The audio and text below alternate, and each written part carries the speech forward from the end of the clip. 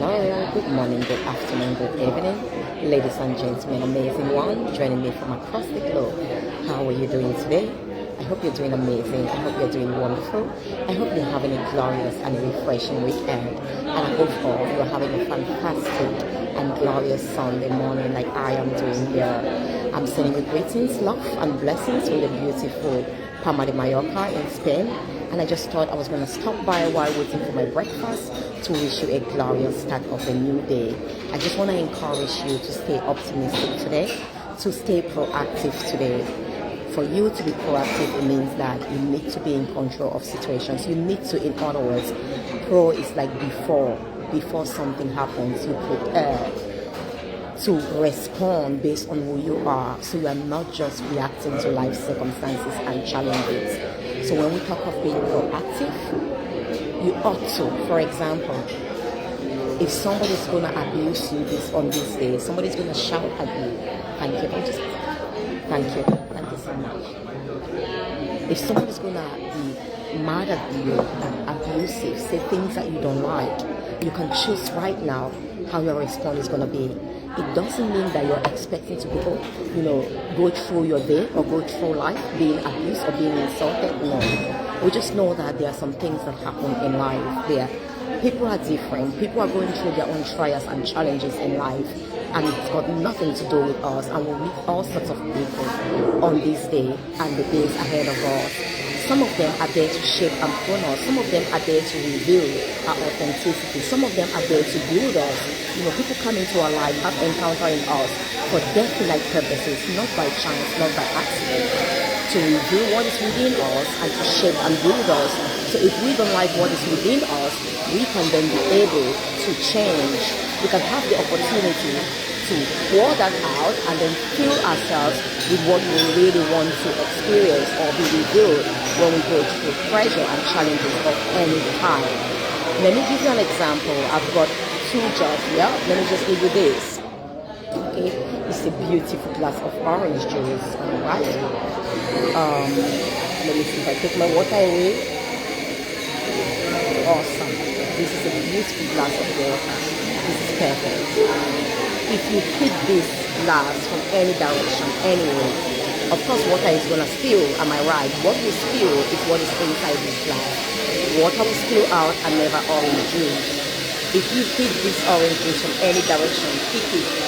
What will spill out is orange juice and never water. So when people meet us in life, they have encounter with us, we cannot make excuses that I spilled orange juice or Coca-Cola or toxicity because they abused me, because they were mad at me, they treated me in a certain way. No. They actually enable you to reveal what is within you. Out of the abundance of the heart, out of what we contain, we will pour out. If you contain juice, you pour out juice in the moments of pressure. Yes, somebody pressured you, somebody kicked you, somebody made that juice to spill. The juice will come out and never water.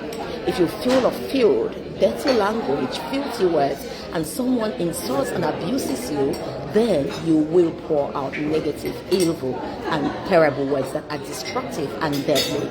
If you are like me, filled of good words, positive words, encouraging words, no matter what they do, you may be upset, but that will cause you to produce what is within you. I will speak life to them. Maybe I will pray that the Lord can change him. Or I will keep telling myself, if they are telling me something negative, I will keep reminding myself through the words that spill out for me that I'm beautiful and wonderfully made, that I'm intelligent, I'm blessed, I'm wise, and all of that.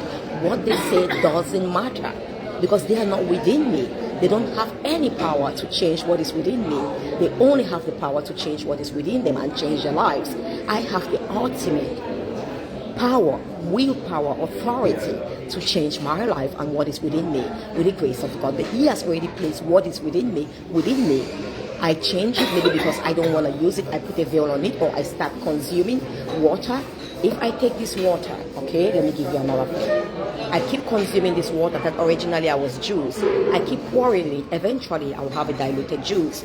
And if I keep pouring and pouring and pouring, eventually this will become clear and it will become water. On the other hand, if you take toxicity, maybe an orange juice, I keep pouring it here, it's going to change the color of this water. Let's just do something here. My water color has already changed. I'm no longer clear. And you keep pouring it, that's what will happen. You'll be discolored. So let's assume this is toxicity. These are the evil and negative words. If you hate them, then you unfortunately change God's plans and purpose for your life. You eventually conform to the external, to the things that you've brought forth from the external or people have brought into your life. When you conform to those negative swearing and whatever that people around you speak, then you put that over you. It doesn't mean that originally you were not created water. You were not created pure. We were all born pure. And to the pure, all things are pure, because that's what's I'm made of. That's what will come out of me, like I said. Except I corrupt myself with those external, deadly, impure, and evil, negative words. So that's what is happening. We cannot blame people. If I am proactive, I'm going to respond based on who I am, based on my values, based on my core conviction. If I respect myself, then I ought to respect people, because when I disrespect you, I disrespect myself. So it doesn't matter how you treat me. When you are disrespectful to me, I have a choice. I can walk away. I'm not going to stay with someone who is consistently disrespectful, putting me down. No. I'm not going to stay with them because they are not helpful, they don't add value to me, and if they don't allow me to transform them through my own values and beliefs, I'm gonna leave them, because I can only be able to transform them when they welcome, like I said, you welcome that juice being poured into your water, or you are a juice, you are something toxic, dark, you welcome that water that is reviving, refreshing from myself to be poured into you. If you welcome what I speak to you into your mind right now and begin to think it, then you begin to sow it and nurture and nourish it, then it will produce the fruits that are trapped within my words. So that's the only way. So you have to go through life being proactive. You've got to go through life being optimistic, because you are optimistic. You are born optimistic. You know that God wants the best for you. Your Creator has the best for you. You know, His plans for you and me are plans of good, are plans to prosper us, are plans of a future full of hope and prosperity. He never intended us to be destroyed, to be damaged as we go through life or we go through this day. Absolutely no. So when you have that in mind, you go about your day with optimism. That whatever happens, I'm so confident that if this is not immediately positive, the ulterior goal is to bring out the positive in me. The ulterior goal is to allow me to serve, so I may inspire others to remain optimistic as well in the face of challenges. Because when you go through challenges in life, you gain those experiences and you are not killed, you are not destroyed. You become a testimony of hope to those who go through similar challenges in life, like yourself in that area.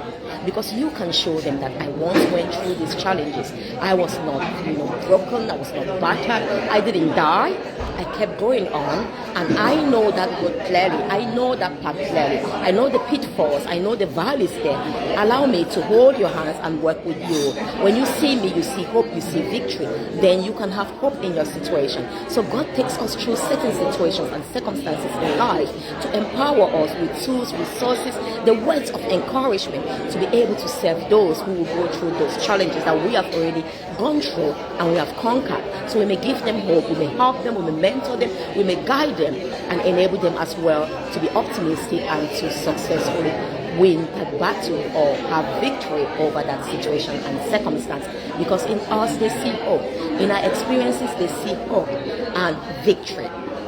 So my beloved friend, on this day I encourage you to stay optimistic, be hopeful, hope for the best. It costs you nothing to be optimistic. Why choose pessimism?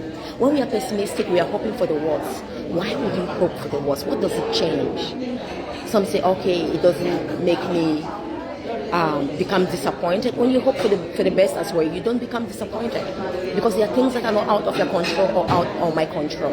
And if I hope that that thing will go on well, it will be successful, and then it doesn't, it's out of my control, I'm not going to be disappointed, because people will disappoint us. People change their minds. You've got the power and the right to change your mind at any time. Or people have the right to say no, to reject your proposal, to reject you, and all of that. If they make that decision, yes, it might hurt a bit, but it helps us to become resilient. It helps us to be able to accept denial and rejection, knowing that those denials and rejections do not shape us, but they give us the opportunity to become more resilient, and maybe to look afar, to look elsewhere, where we are meant to have what we are looking for, because it's never meant to come from them. Thank you so much. Thank you. Oh, that's beautiful. Wonderful. Thank you so much. I've just had let me show you my breakfast. That's my breakfast. So, when we actually have denial and rejections in life, be grateful. Be grateful. It wants to reveal to you other people. Sometimes people will reject or deny you something because they do not have.